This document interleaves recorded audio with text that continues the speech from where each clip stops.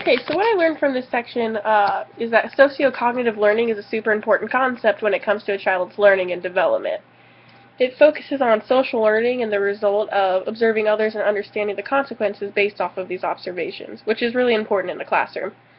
Things such as self-efficacy are especially important because this is kind of like the child's self-confidence, which what it really is their belief of their capability to achieve a goal when they're doing something.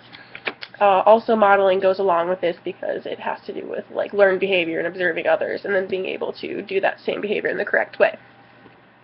So one concept that is important to my specific CPC paper problem is the idea of self-efficacy. In my problem, the students are having difficulty with their math, and so eventually, towards the end, some of the students just give up and think that they'll never be able to do the problem. So this goes along with their self-efficacy or their confidence in the ability to solve and understand the problems. So this has to do with their past experience because they weren't able to do it before, and now they think because of that they won't be able to do it again in the future.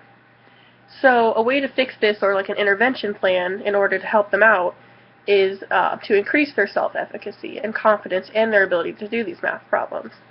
In class we talked about first starting out with easier tasks that relate to the problem and then slowly introduce them to more difficult problems that are involved with it until they have a full understanding of what is going on.